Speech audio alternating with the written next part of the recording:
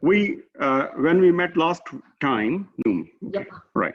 All right. So last time when we met during our online lecture, we had some discussion about the supply price, that what is supply. We have to think differently, different perspective.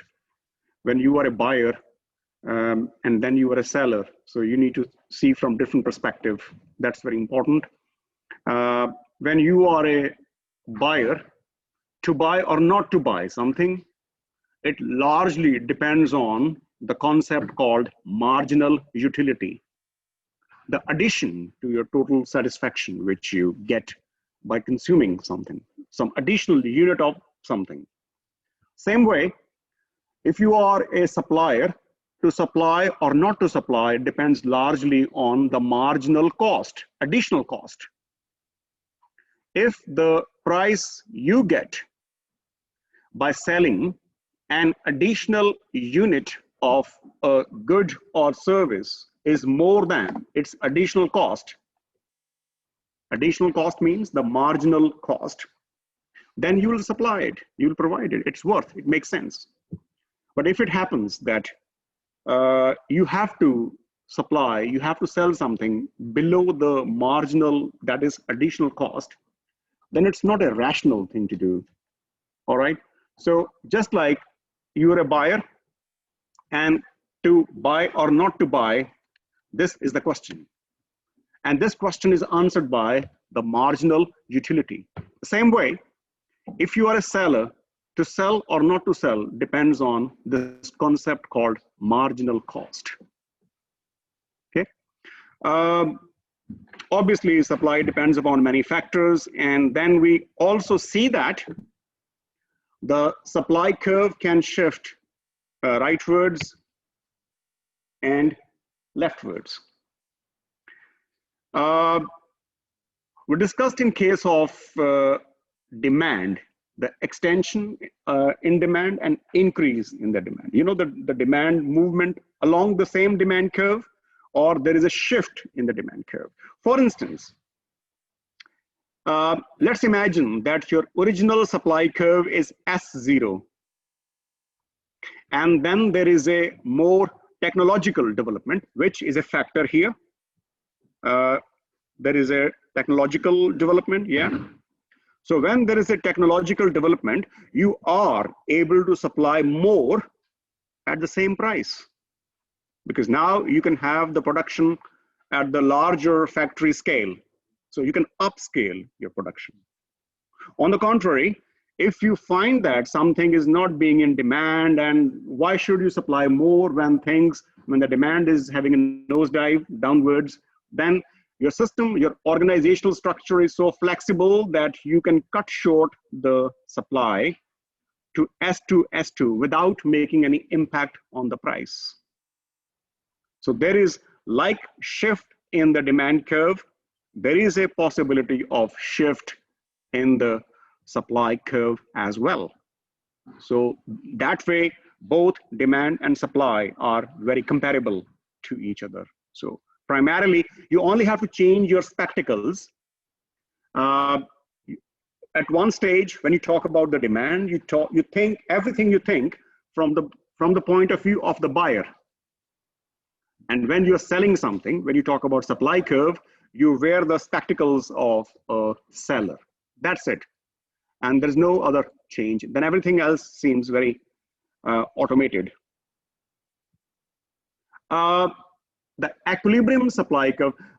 This is the, if you remember, I'm so emotional about this curve because that shows the very existence of the market mechanism slash price mechanism slash market economy slash capitalism. That is demand and supply. Demand and supply has been compared. There was a very famous economist, and he also happened to win Nobel Prize in economics. And I think I also have his original book with me in the PDF form. He compares demand curve and supply curve as a pair of two scissors, you know, not two scissors, but a pair of scissors. And you have the upper blade, and then you have the lower blade, and this interaction is very important. And when they meet each other, that is called equilibrium. Every economy, every individual, every firm wants to be at the point of equilibrium where demand and supply becomes equal. Make sense? So here we see that this is the demand curve of something which is showing an inverse relationship between demand and price. Yeah. This is showing an inverse relationship between demand and price. Am I right? I'm wrong. It doesn't show inverse relationship between demand and price, but it shows inverse relationship between price and demand. Does the bell ring? Is there a difference between price and demand and price? If you say price and demand, then price is the cause and demand is the outcome. But when you say demand and price, then demand is the cause and the price is the outcome. And if you say demand and price, then more demand, more price, and less demand, less price. So the whole theory would change. Don't do that. Don't do that. So always write price and demand. And here, the supply curve is going up. And I would say that the supply curve is showing an increasing positive direct relationship between price and supply, because price is the cause and supply is the outcome. If you say supply and price, then the relationship will go upside down. How? More supply, less price. Less supply, more price. But what is our thesis? What is our argument? Our argument is that if there's a more price, the seller feel a motivation to supply more. And if price is less, then there is less motivation, because your difference between revenue and cost, that is a profit, is shrinking. And when the profit is going down, you feel less motivated to sell, right? So always the cause factor is always the price. And here we see that there is an equilibrium, and at the equilibrium, when the price in the market is 60, whatever, the quantity demanded and supplied is something 350. If there is a, yeah, it's between 300 and 400, yeah. And that is the equilibrium quantity. And this is the equilibrium price. The definition of equilibrium is that state of affairs, that position from where you tend not to go away, from where you don't have a tendency to move away. You don't want to drift away from it, isn't? So the equilibrium means where you want to be at, the position from where you don't want to move away. And if you move away, you want to come back. In case you move away, in case something forces you to go away, you want to come back. And when you come back, nobody brings you there. You come by your choice. You come automatically. You reach automatically. This is the definition of equilibrium. It's like a inertia, law of inertia. When we don't want to move, we think that we are very happy with the existing situation. What is the word in Latin? Status quo, that we want to be where we are. We don't want to go. First of all, we don't want to go away from this situation. And if at all we go away, we come back, because we feel safe in that cocoon. We feel safe, we feel satisfied in that situation. Now here, your demand and supply are equal. Hence, you are in a state of nirvana, equilibrium. We are happy. Have you seen the movie when it ends, it says, from now they start living happily forever. So this is that state when you start living happily forever.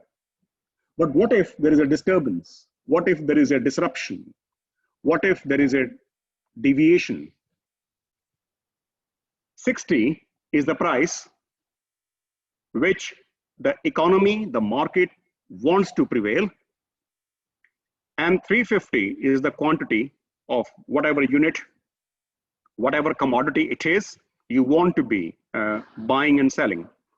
Now imagine if there is a disruption and the price jumps to 80 because of any disruption, because of any XYZ factor. There is some disequilibrium. There is something happening in the economy, in the market, that the price reaches 80. And when the price is 80, see what? Your demand is this much. See the movement of the cursor. Demand is this much, but supply is this much. So this line, this distance is the supply because it touches supply curve. And this distance is demand because this touches the demand curve. And when supply of something is more than demand of it, we call it surplus. We call it surplus. When demand is 20 kilos and supply is 90 kilos, so we say that there is a surplus of 70 kilos. And if something is in surplus, what happens to its price? What happens to its price? It goes down. There we go. So the price automatically start tending downwards until demand and supply becomes equal. Who did it? Did the president of the country did it? Did the Secretary General of UNO did it? No, it came through automatic functioning mechanism of the demand and supply factors. So it happened in a very organic way. It happened in a very spontaneous way. It happened in a very normal, natural way. Nobody has to push the price down. It happened automatically. That there was some disruption. Life is full of disruption, and the markets are no exception to it. When there is a disruption, somehow the price goes up. When the price goes up, supply happens to be larger than demand. Hence, there is a surplus. And if there's an extra surplus, if supply is more, what happens to the price? It goes down. Yeah. And the same thing happens in case of demand. If there is another disruption in the market, and the price falls to, the price should be 60, but the price happens to 40. Then demand is more. When price is less than equilibrium, demand is more. And when the price is less, supply is less. At low price, you supply less. At low price, you demand more. And when demand is this much, and supply is this much, there is a opposite to surplus phenomenon called shortage, deficiency. And when there's a shortage of something, the natural tendency is that the price will start rising. The price will keep rising until it reaches equilibrium, which means even if there's some disruption and you are forced to deviate, the natural forces of demand and supply bring you back to the equilibrium. Hence, you are back from where you started. This is the beauty of the market mechanism. John Maynard Keynes calls it the invisible hands who work. When the surplus takes place, and because of surplus, there's a downward pressure on the price. And when there's a shortage, and because of shortage, there's an upward pressure on the price. This is settled, this is adjusted automatically by some invisible system. So market mechanism is not just a mechanism, it's an environment in which any disruption is restored, is taken care of by the market forces of demand and supply. And this is the beauty of the price mechanism. This is the beauty of price mechanism. This is the beauty of the market system. This is the beauty of less of man-made interventions, because whenever there's a man-made intervention, there's always an agenda. It can never be selfless. And when there is this kind of agenda, then there is a possibility that somebody is gaining at the expense of somebody else. The market system in many ways is more, this sounds a bit bizarre, but in many ways, the market system is more socialist than the socialism itself. Because here, things are taken care of by the system.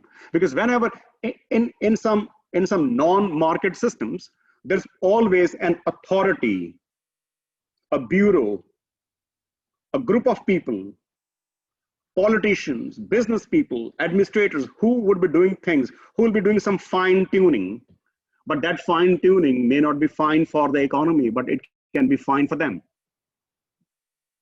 So this is a more natural, just, fair way of settling things. There we are. So this is how we proceed further.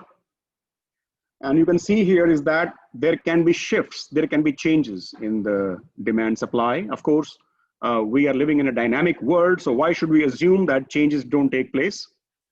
For instance, there is a demand, this blue line, demand curve, supply curve, both are blue. It means they are in a given situation. But if the demand increases because you become richer. Demand increases because if it is demand for tea, then the price of coffee becomes expensive. So more people come to buy tea. Demand increases because there is more population in the country. So whatever are those other factors change, right? So the demand increases, the demand curve shifts. Then what we see that the new equilibrium is reaching here. So from E to from E1, we are in a new point of equilibrium. And now, because of increase in demand, the price goes up for sure, because there is a pressure on of demand on supply. But at the same time, because of increase in the price, the sellers are providing more amount of goods and services in the economy because it's worth selling, because the price goes up. They consider the increase in the price as an incentive to supply more. So they want to get richer. Yes? There's like these shoe brands called Dr. Martens, and they became like, it's an old brand, but they became like very trendy like in the past 2 years or 3 years. And I work in retail, so I noticed that they have a lot of demand. People want to buy it, but they don't like send their products enough to stores because they want to like, they think that if they sell the amount that people are demanding this certain price, the trend will go away faster and then their prices will drop. So they're kind of like doing the hoarding thing. They can do it. Yeah, so they're like extending kind of the trend and like price point. Yeah, so it's a dynamic that the supply, if the supply is following this kind of pattern, there would be increase in price, but there'll be increase in the quantity also. But if the way you are saying that if a company chooses to, now again, that is not a fair market system. It's an unfair system. It's like a, how to say it? We use a phrase in business called restrictive trade practices. Restrictive trade practices. Then when you are trying to disturb the market, the flow of the market, it's called restrictive trade practices. And normally it's dealt very strictly by the state if it is a case of the necessities, like the bare necessities, the food, shelter, and clothing. But if it is a luxury, yeah, so then sometimes state says, okay, no worries, fine, let people do it. You get my point? But if it is a commodity of life and death situation, medicines, the pharmaceutical products, some basic clothing, some staple food, right? Like for example, rice in India or in Bangladesh, then the state must come in the picture. But I know you're right. So in that case, if I have to redraw this picture, it would look like this. Not like this.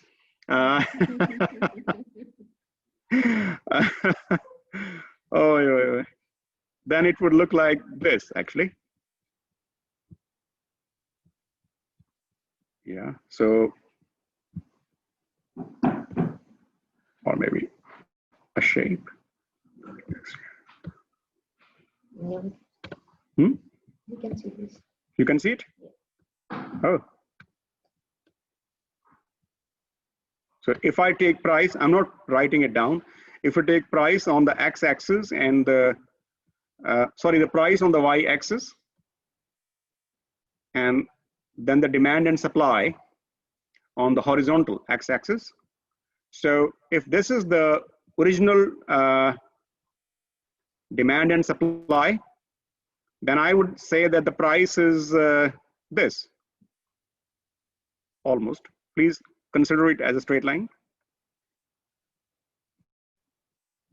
And this much quantity, I'm doing. But if what happened is that if the supply curve is like this,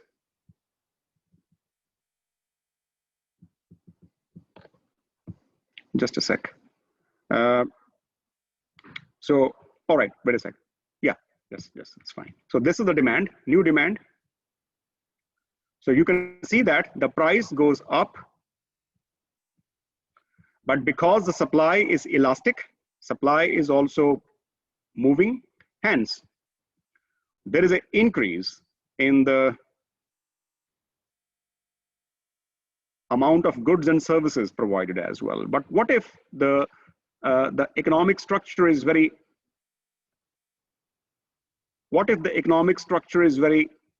rigid and supply curve tend to be like this? No flexibility, like the example you gave me, that the company makes its supply rigid, no change. It says, no, we don't want to change the supply. In that case, if there's an increase in the demand, then the only thing that would change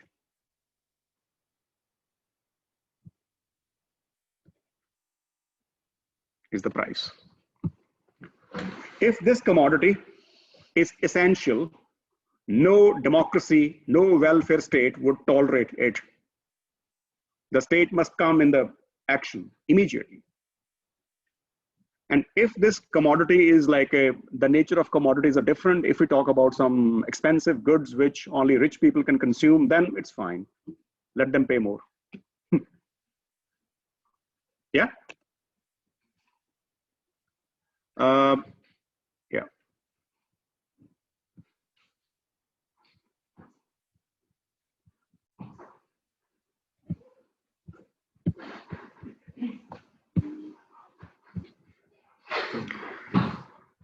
The same thing can happen here is change in supply, yeah?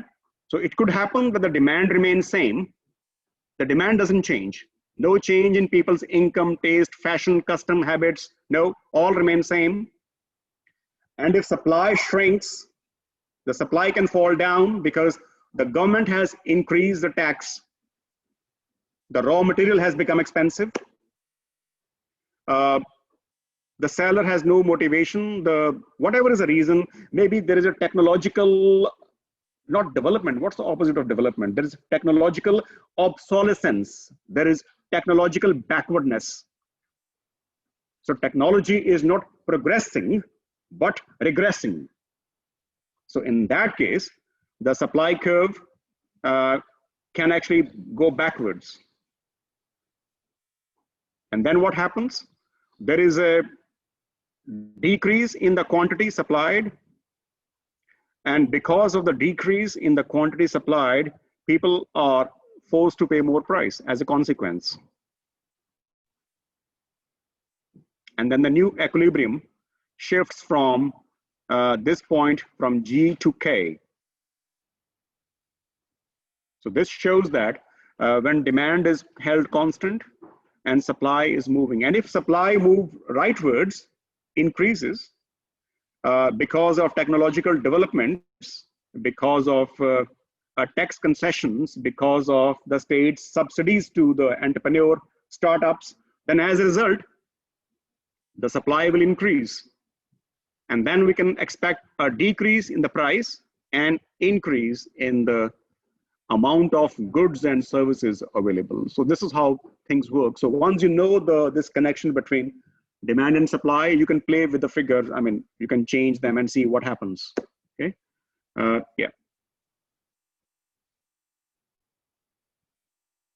The same thing happens here. And this picture is really good because it can happen that both demand and supply can move. So it could be possible that the demand goes up, but supply goes down. Can you see here? In this picture, in this exhibit, the demand increases, but supply decreases. And when you have this type of situation, then obviously when demand increases, supply decreases, a very simple fallout is that supply is less, price will go up. So you can try all types of combinations and you will see that the market mechanism prevails. I can quickly draw a picture. I'll try to show it because I think it's easier if I draw on a board and then we can see. Yeah, so maybe I bring this one, this board here and see if I could draw it. Let's see how it goes.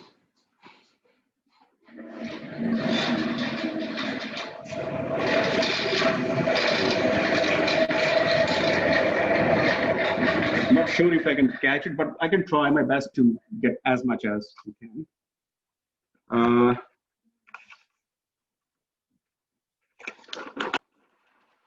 So if I have two markers, one is red and one is black. So it can happen that this is the demand curve and this is a supply curve and this is demand and there is an increase in the demand.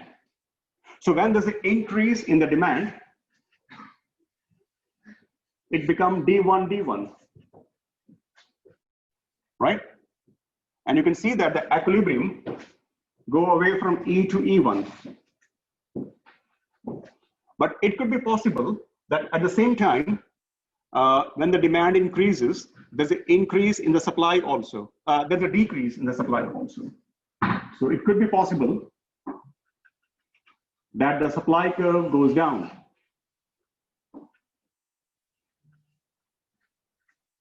Can you see here? So demand increases and supply decreases. So obviously the new equilibrium would be here. So you supply the same amount as before, but the price has gone up. But the price has gone up from P to P1. Okay? So there could be, and similarly, it can happen that demand is this, and then demand goes up, D1. Supply is this, and this is equilibrium E.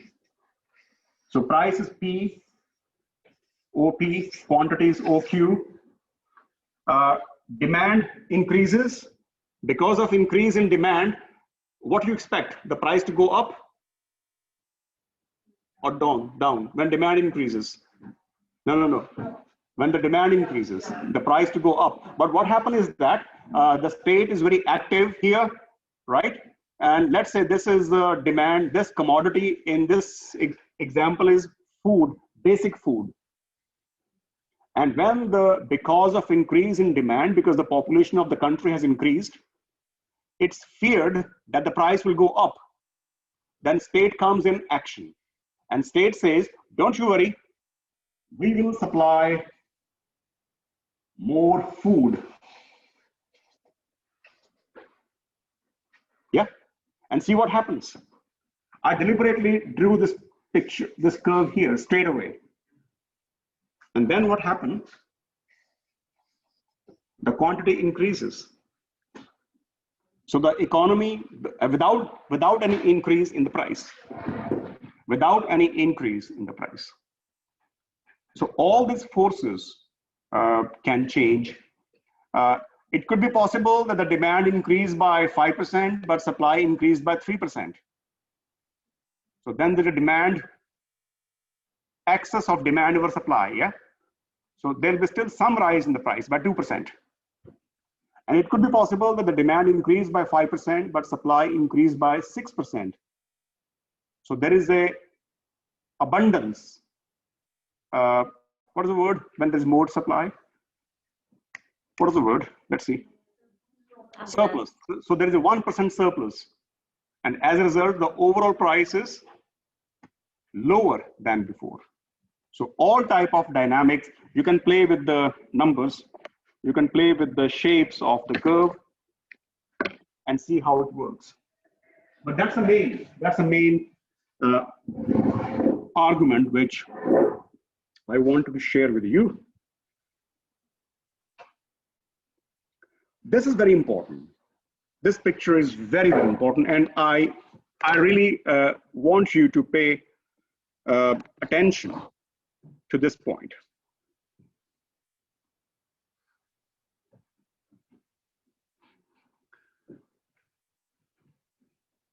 We are living in an economy where neither we are living, if I talk about some countries, I know there are some exceptions, but the countries where we are living in now,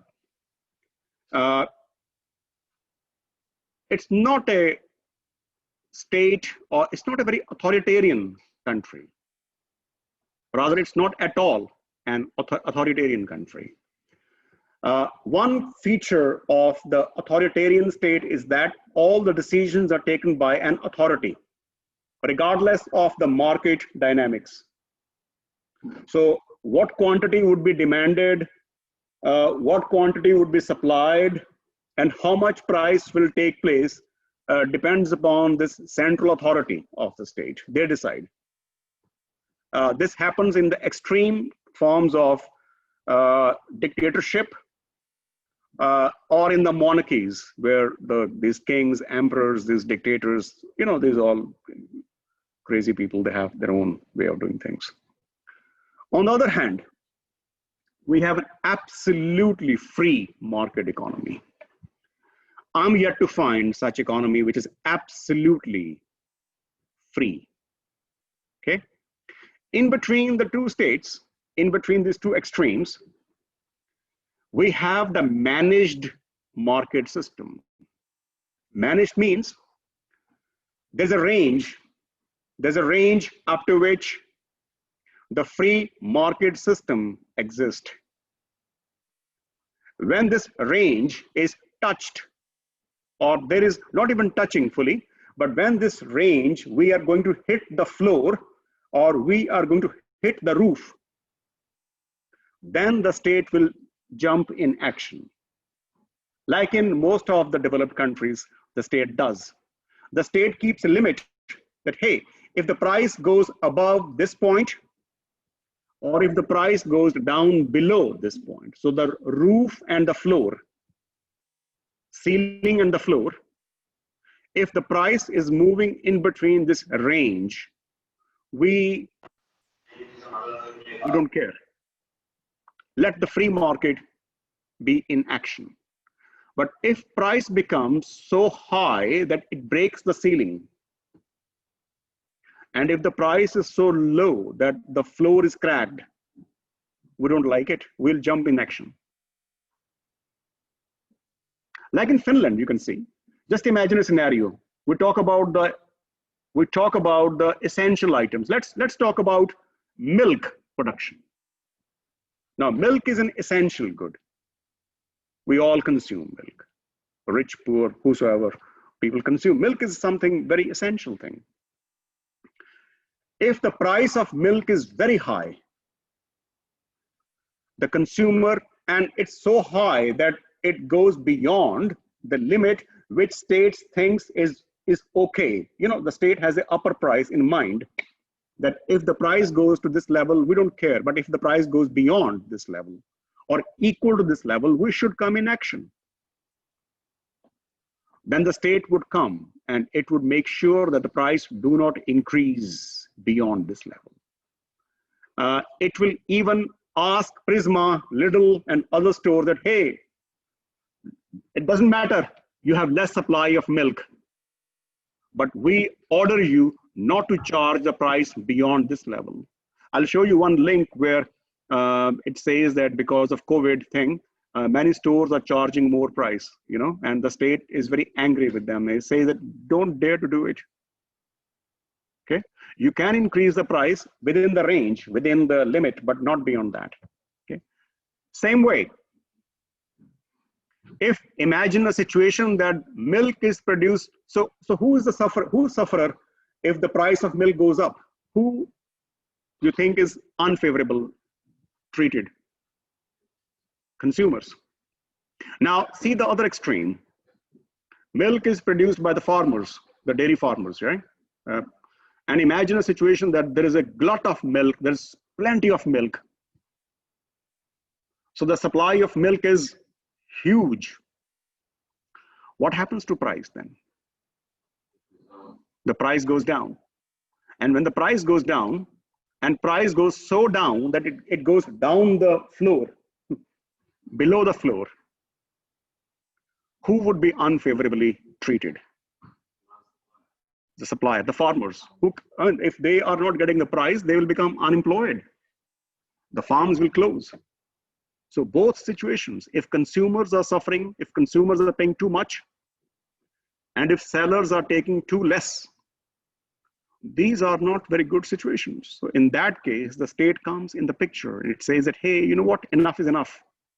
We give you, you have a limited freedom to move the price up and down. So even in the most extreme capitalistic countries, the price cannot rise endlessly and the price cannot fall endlessly.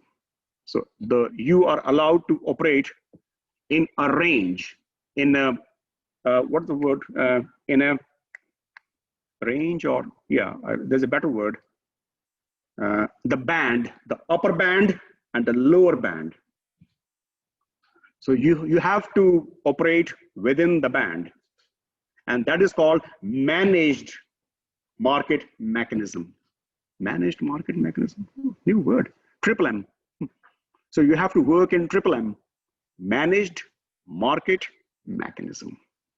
Because if you go beyond or if you go below, you would be taken care of by the state authorities. Because there's no country in the world, there's no market in the world where the state is absolutely silent. In very socialistic type of economies, in a very monarchy type of economies, in very authoritarian type of countries, economies, not of economies, you have one extreme, but I would say that in the most capitalistic countries in the world, as far as I know, the state is very active in certain matters if the price is going too much up and down, right? Let me explain to you. I know a few students have raised hand. I'll come back to you, yeah? I'll come back to you. See what? If you see this picture, it says that, imagine this is the price of food. This is the picture in case of food, right? The basic food. The demand is this, supply is this. Because demand increases so much, so demand curve goes above and supply shrinks, whatever happens, the price increases. And the price is touching the limit which bothers the state authorities. And then what they do, they start thinking of fixing the price.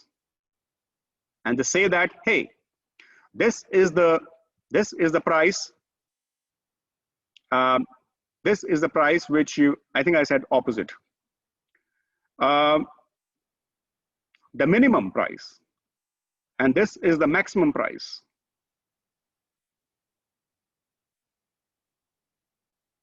The demand curve and supply curve.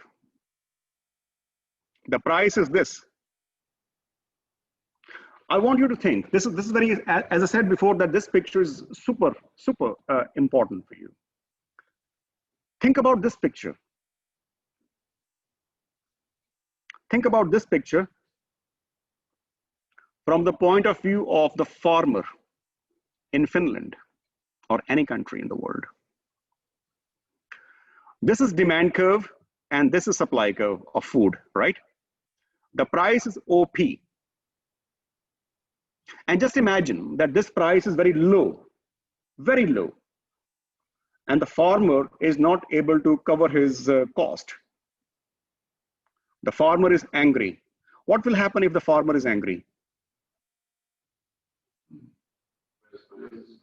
Well, he can try, but he cannot raise prices, because if he raises the prices, people will not buy it. Huh? We will not have any food. You will not have any food here. He will not just produce here. So all these things are bad things. These are some kind of, not very pleasant things that, spill the milk or don't produce or do these things. But can we find a better way? More amicable, more friendly way? And the friendly way is that state comes and it gives an assurance to the farmers that, hey, I know the price of milk in the market is 50 cents. 50 cents is not covering the cost. 50 cents we know is not covering your cost. We hereby declare that we will buy from you. State says that we give an assurance that either we, the state, or the stores in Finland, they will pay you minimum 80 cents for every 1 liter. And if the Prisma little store, they make faces, hey, why should we pay more? Then state say, hey, don't worry. I will look after you also. You pay 80 cents to the farmer, but we give you subsidy and tax concessions. So what happens? This is a kind of guarantee the farmers get. Now farmers are relieved of something. You know what they're relieved of? The farmers always have a problem, always have a fear phobia that if they produce too much, there'll be too much of supply in the market. Because of too much of supply, the price will drop and they will suffer. So what they do? Sometimes on purpose, they produce less. But that's not a good thing. If you give this kind of assurance to the farmers that, you know what, we give you a guarantee that 80 cents per liter of milk, and this 80 cents is, by the way, agreed by the state in negotiations with the farmers' unions. And let's agree that 80 cents is the price which we fix. Then what happens? Then they are relieved. They say, we can produce endlessly, but state is coming for our rescue. But if there's no procurement system, here comes the government supply chain and the government's procurement system. And if the state doesn't come in the picture, then they would burn, the farmers would burn their fingers once, twice, thrice. Next time on purpose, they would create shortage to push the price up. Now that is not a good thing in the economy. Now, see from the point of view of consumers of milk.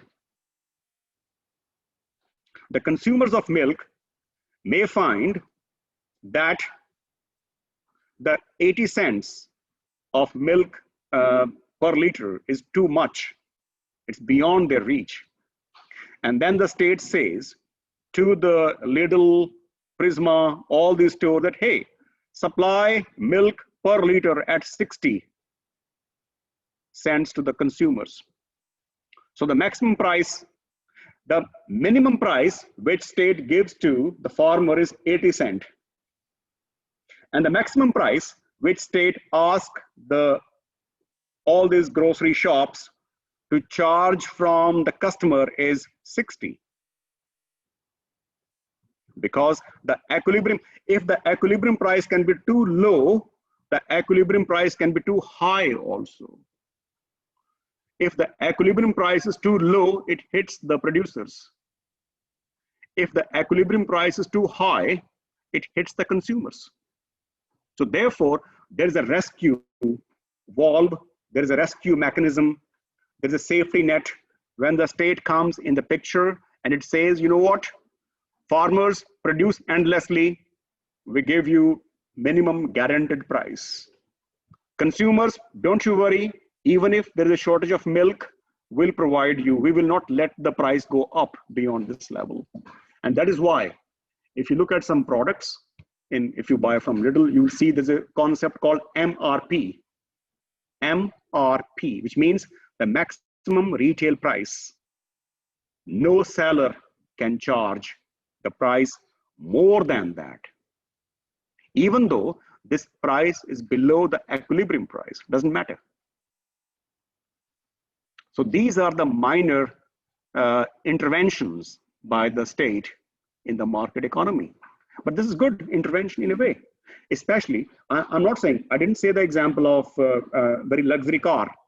There's no minimum or maximum price in case of car, luxury car for that matter. But this is for the very essential products. Because if you leave the very essential products prices determined by the free market forces, then one day price can be very high, the next day price can be very low. This is not fair. This is not fair, right? After all, we're dealing with the human beings, consumers, producers, we will be upsetting one of them. But when you have this system, you are giving the assurance to the farmers, the producers, and the consumers both. Hence, we see that there's a minimum price and there's a maximum price.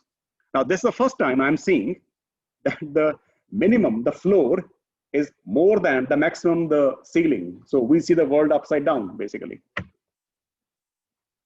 Make sense?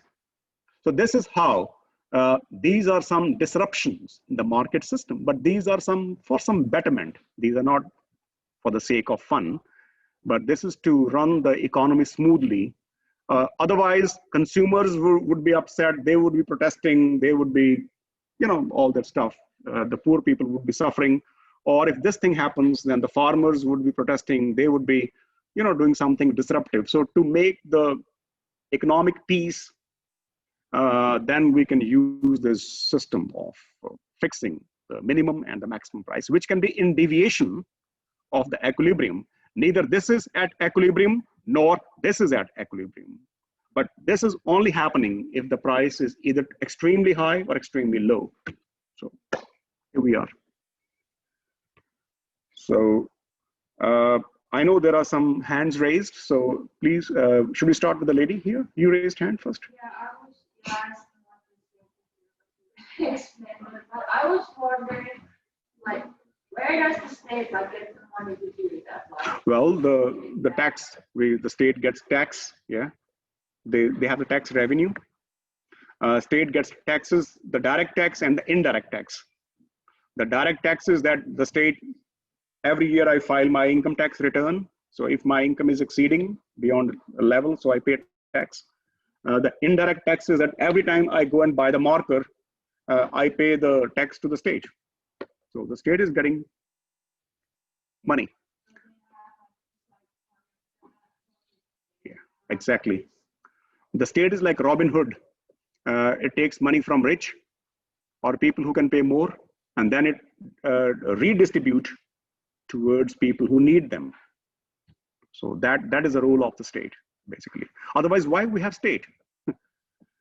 Have you ever thought about the concept of state? Why do we have the modern day state? Because they are basically letting our life, they are creating a system, an environment where we can live happily, peacefully, fairly, squarely. Mm-hmm. Otherwise, why do we have state? Did I answer your question? Okay. And then we have two gentlemen in the back rows. One of you can ask me first and then. Some questions, like maybe additional that you were talking about some prices when here is low price, maximum low price, and maximum price. Yeah. It's like on low level setting. Push other competitors away and then choose to pay 8 million back to the other competitors. So I wanted to bring it up. Yeah, good point. That if you are creating this Restrictive Trade Practices Act, then state would and the state should come in the picture. And if the state doesn't interfere, if the state doesn't come in the picture in these situations when it's a need for the state to come, then why do we have state? It shows an inefficient state. Are these price limits like, I think it's for like milk, like are they just like individual like per country, or does like the European Union have? No, it depends. I think it's more like a country to country, because all countries, even in the EU, they have a different purchasing power. A euro, what it can buy in Finland is not same as euro can buy in Czech Republic. There are some EU guidelines, but they're guidelines. How you implement them, then it depends on your state's, your country's situation. I can compare Finland, Norway, Sweden, but if you have a euro in Tallinn, then it's a different thing. Yeah, then we use that, what type of index you use. Questions? Yes, the lady here.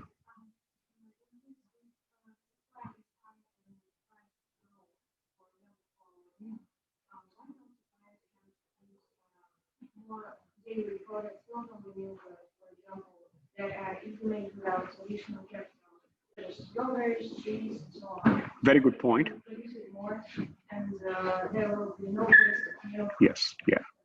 That's also that somebody has to tell them that, hey, you know what, if this thing happened, this is a fantastic point you raised. This leads to innovation, this leads to technological development, this leads to more product mix. Farmers have a larger product portfolio. In finance, we say, all my examples come from finance, basically. We say, we have a saying in finance that don't keep all the eggs in one basket, which means don't put all your money in one investment. Because if it goes down, you lose everything. The same way, the farmers should also have a bigger portfolio of products, that if they lose in one, they gain in other, right? But sometimes the things which you're talking about, how to develop milk into yogurt or cheese and these things, that requires infrastructure spending. You get my point? We can make cheese at home, but that's very small scale. But if you want to make it a factory scale, then you need more facilities. And that is where the state comes in picture again, that it helps farmers to create those facilities so that they are able to produce it. So the milk can stay for 2 days, but the yogurt and all these raka or all these things which they make, it can stay for a longer period, right? So that's a very good point. We have a saying that the opportunities come out of crisis. The crisis is that the farmers are angry that they are not getting fair price for milk. And apart from the state gives them the assured price, the state can also guide them that, you know what, why don't you do the product mix? So why don't you improvise the product? So that number one, it stays, it has a longer shelf life, it doesn't rot, and moreover, there are more consumers to buy it. And by the way, these products which are modified, processed, they are getting more price for you as well. You will get more price for 1 liter of yogurt than 1 liter of milk. So yeah, very valid point. This is really the example of actually past difficulty in the discussion group about value. Value. Value is basically farmers themselves. It's a cooperative? They own cooperative farmers. Yeah, okay. So it's about 4,700 farmers own Malia. And what actually happened when the so-called milk war started, was because the overlap was coming in the Finnish market, and they played really heavily with the low price. Low price, yeah. And of course, Valia responded, and they responded really heavily also. but they are also producing yogurts and so on and so on. And in the end, Valia actually raised the price of milk with 30%. But they didn't take the money from the producers. They raised the price for the suppliers, and they put it straight away for the customers. Yeah. And what happened? State actually told Valia that you cannot raise the price for the suppliers. You have to take it from the farmers' pockets. So it was quite funny. The state was saying it was more protective consumers. no, it was who was. I'm going to post a couple of links. It's Interesting. Really interesting. Good, good. Yeah, please share it with them. Okay, very good. So any more points you want to talk about? If not, then I shared a few links for you. This link because these days there's a very big protest is going on in India, and that's the farmers' protests. And one of those reasons of those protests is that the farmers are angry that perhaps the state will not give them any price assurance. So I shared the screen with you so that you can see here. Well, that's also something to do with the farmers. Who's that? This is very nice. Very interesting picture, actually.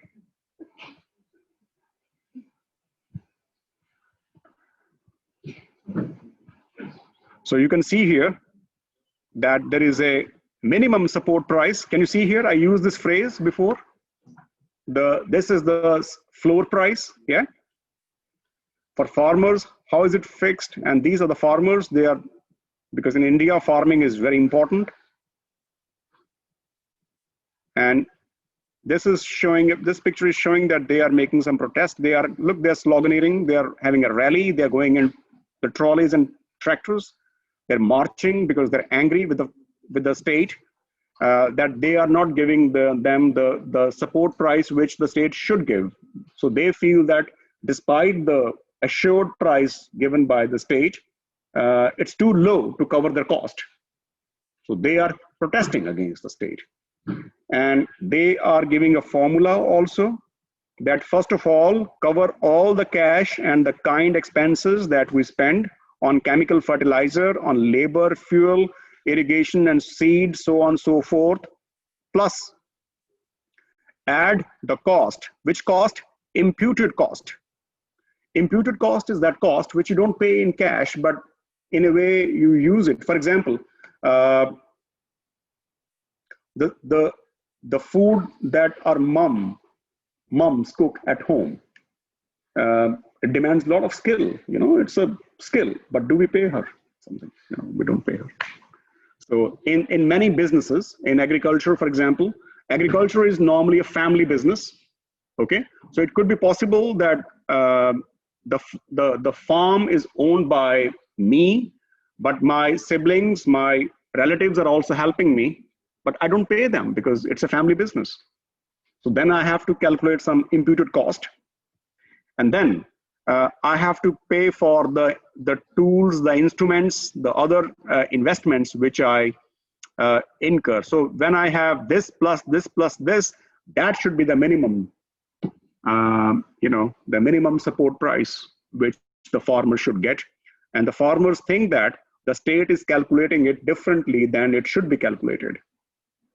And they are having their own representatives who are convincing state. The state hasn't listened to them yet. And that's why the farmers are protesting a lot, especially the province where I come from, because that's totally agricultural state, small state, but very pro agriculture.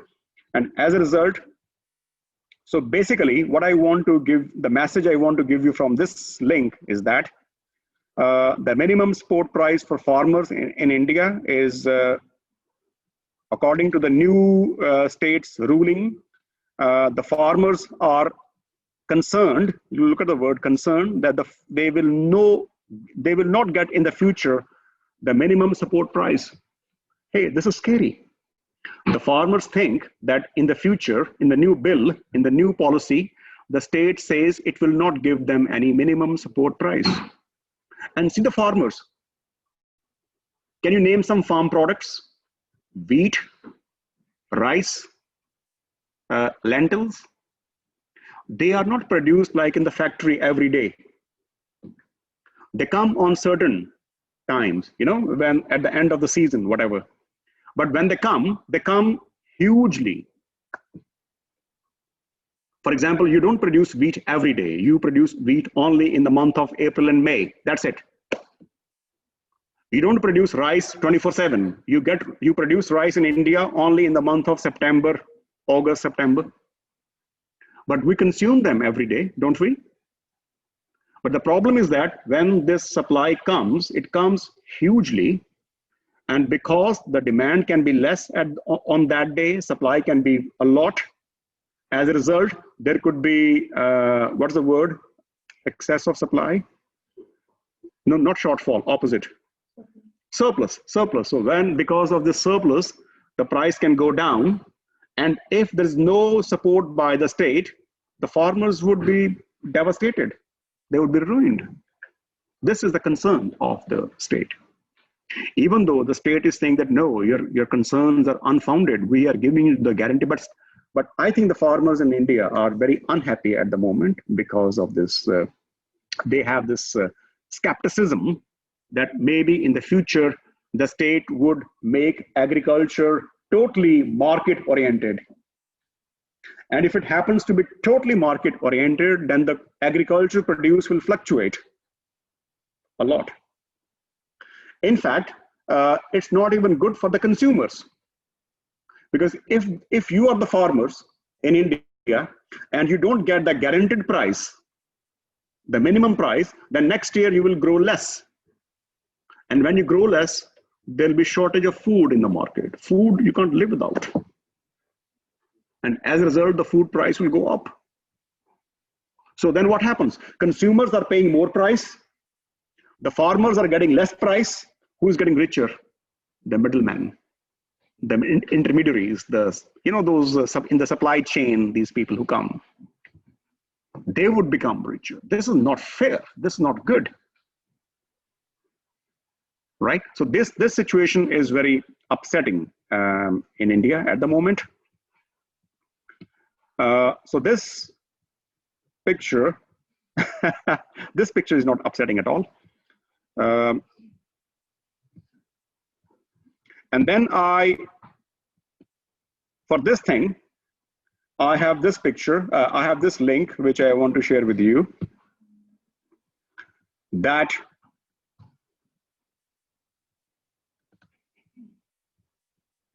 how the consumers are angry with the states. The farmers are angry with the state, but the consumers are also angry with the state. But but this is not in case of India. This is in general. This is in general article, and this is written by UNCTAD, to call as UNCTAD, United Nations Conference on Trade and Development. And it says that COVID-19, the firmer action needed to protect consumers, that consumers are being cheated. And there's no one instance, there are several instances in France, Greece, India, Italy, Kenya, and Nigeria, when the consumers have been charged very unfair price in the wake of this coronavirus, that they are, of course, there is a certain increase in the price when there is supply chain gets disrupted. But if this increase is excessive, then that hits the consumers, right? So it says that there is a real problem with in certain countries. So you have to crack down on scams and the unfair practices. I gave you example of this Bengal famine, which happened in the early 20th century. That was a scam. That was a scam of the artificial scarcity in many countries. The food is being stored by the unscrupulous, these some greedy businesses that they want the price to rise more and then they sell it, which is not good. This is against the spirit of market mechanism. Remember, the market mechanism says everything being determined by demand and supply, but let the invisible hand come up. Okay, if you are creating this unfair practices, if you are doing the scams, no way, unfair, we will not let it happen. Yes, the question. Yeah, I was asking like what happens in the countries that like don't have this like state controlling that mechanism, like where's this like free market of like agriculture and stuff, like what happens? They just like it is like that. I will not call them as even the free market system. In the UK, in most of the European countries, in the continent America, in North America, we know it's a free market, but at the same time, the state procurement, when the state is ready to help either the farmers or the consumer, that support, that help is enormous. But on the other hand, many countries in Latin America, in Africa, in Asia, there's no real free market system, but there's no real state support as well. The state is either not having enough resources, or state is not even having the capacity to solve the problem, or state is a part of the problem. State is, well, they are suffering.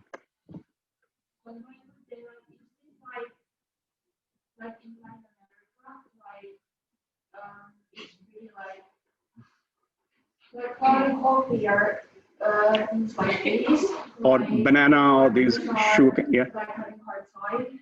So it's like the reason why like there's a lot of like producing drugs and stuff, everything. Yeah, because, yeah. Like, it brings them more money than like the traditional agriculture. That's true, because if there's an unrest, if there's an unhappiness, it would definitely lead to crime and all these practices. If I'm a farmer and I have a family to feed, and I know that I'm living in a system where the state is totally insensitive to me, right? And because of my lack of skills, knowledge, know-how, I'm not able to do anything, then I will find some alternatives to supplement my income. And very often these alternatives could be, you know, something unfair things, something criminal things, something, you know. Yeah. In Colombia, yeah. Like, Good example. I don't know what happened, but they had this new plan from the government that the families who are producing cocaine or other drugs, that if they change the product to other essentials like pineapple or fruits or something like that, they could get more money from the government. Mm-hmm. But they didn't realize that it's not sustainable for the farmers, because they live in the very remote areas. Mm-hmm. So it's impossible. It's not possible for them to go and sell the products. Yeah. Because if they sell the drugs, which is very sad, but if they do sell that, they always get the money, and it goes on. So it's more. Yeah. Yeah. Like, yeah. Yeah. Yes. Now that you're talking about Latin America and Mexico, and I know how they manage this thing. For example, we have small producers, and they produce like coffee or banana or something like that, and the big companies enter and have like contracts with them. And so they pay them, but the money that they give to them is not like so much money, and the profit it's earned by the company, and that's why this small producers. That's a good example. I know one more example, and that is for India. There is a state called Gujarat. It's on the western side of India. That was a very poor state, especially the rural part were very poor.